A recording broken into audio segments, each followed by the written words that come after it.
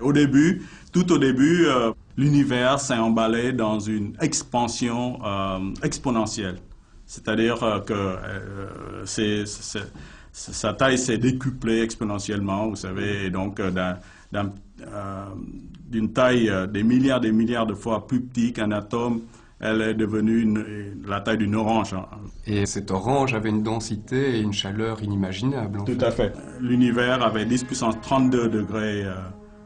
Et puis, à la taille d'une orange, c'était encore des millions de degrés. Donc, vous voyez, c'est quand même encore très, très chaud et très dense. Et alors, à mesure que cette orange grandissait, Encore, oui.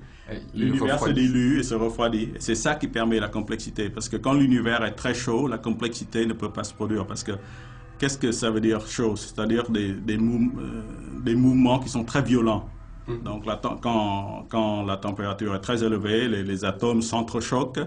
Et chaque fois qu'il y a une structure qui se construit, elle se brise tout de suite à cause des chocs violents. Mais à mesure que l'univers se dilue, se refroidit, donc cette matière peut se combiner. Par exemple, les quarks peuvent se combiner 3 par 3 pour former des protons. Donc il y aura des protons, des antiprotons, des électrons, des anti-électrons, etc. Donc ça donne naissance à la matière, finalement, telle Oui, qu'on la connaît. c'est ça.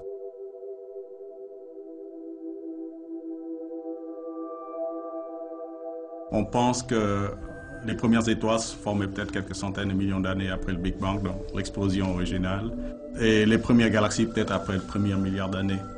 Et pour l'instant, les télescopes peuvent remonter peut-être jusqu'à 2 milliards d'années après le Big Bang, parce que le Big Bang s'est produit il y a 14 milliards d'années, et les télescopes, bien sûr, deviennent de plus en plus grands, et en devenant de plus en plus grands, on voit de plus en plus loin. Donc c'est comme ça qu'on remonte le temps. En fait, les télescopes sont vraiment des machines à remonter le temps, et c'est comment on reconstruit l'histoire de l'univers comme ça.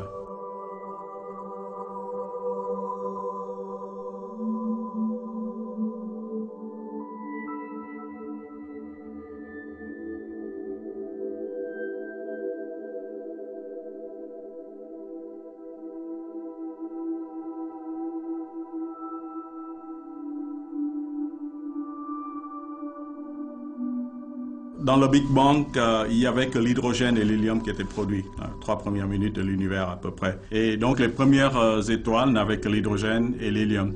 Et en fait, tous les éléments lourds dont nous sommes faits, dont la vie est faite, qui permet la complexité qu'on voit autour de nous maintenant, ont été faits plus tard par la chimie nucléaire des étoiles massives en fait.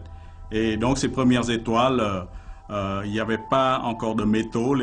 Par métaux, je pense au carbone dont notre corps est fait, l'oxygène que nous respirons, enfin l'or que vous portez à vos poignets, etc. Et puis c'est seulement après que le milieu interstellaire donc, a été enrichi par l'alchimie nucléaire de ces étoiles massives. Et donc tous les éléments lourds sont faits donc, par les générations successives d'étoiles. Donc le Soleil, par exemple, est une étoile de la 3e génération.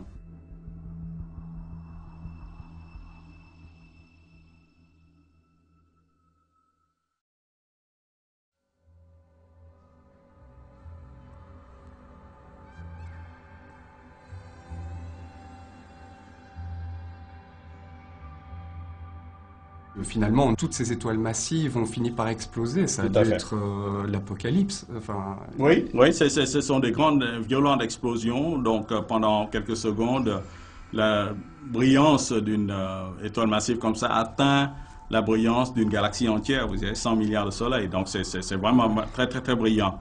Et justement, donc, elle expulse ces étoiles massives, les produits de la chimie nucléaire, et ça ensemence donc le milieu, pour l'instant intergalactique, mais bientôt interstellaire quand les premières galaxies se forment.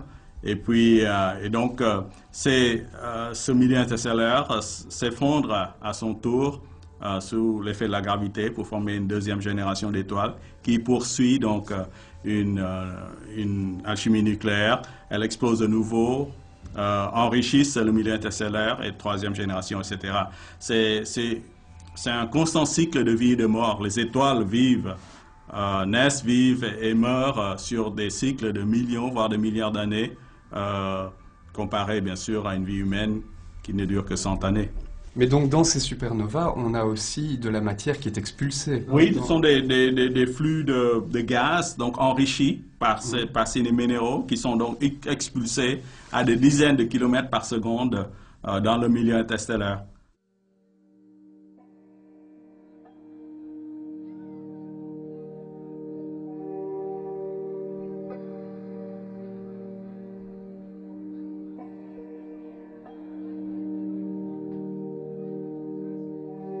Les premières galaxies ne ressemblaient pas à nos galaxies actuelles. Non, ce sont surtout des galaxies naines, vous savez, des galaxies 10 fois plus petites, peut-être au lieu de 100 000 années-lumière de diamètre, peut-être 10 000 années-lumière de diamètre.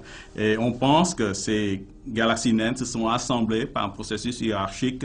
C'est la gravité qui les attire pour former les belles galaxies qu'on voit maintenant. Donc, par exemple, notre Voie lactée a cannibalisé plusieurs galaxies naines. Elle est en train encore de cannibaliser plusieurs galaxies naines. Par exemple, les nuages de Magellan, par exemple, qui tournent autour de notre Voie lactée, est en train de tomber dans la Voie lactée. Donc, dans quelques milliards d'années, elle va être intégrée à la Voie lactée. Et en fait, maintenant, vous savez, beaucoup de galaxies, on voit à leur centre justement des trous noirs. De la masse, dans notre galaxie, par exemple, la Voie lactée, il y a un trou noir d'1 million de masses solaires, 2 millions de masses solaires. Au cœur de la galaxie. Au cœur de la galaxie. Et dans d'autres galaxies, peut-être des trous noirs qui atteignent 1 milliard de masses solaires. Et donc, qui dévorent la galaxie de l'intérieur? Elle dévore seulement les galaxies, les étoiles qui sont au centre, qui ont le malheur de passer trop près de l'emprise de la gravité, non, mais les étoiles comme notre Soleil, par exemple, non. Parce que notre Soleil, quand même, est de l'ordre de 30 000 années-lumière distante du centre galactique. Donc, elle ne va pas être dévorée par le trou noir qui se trouve au centre.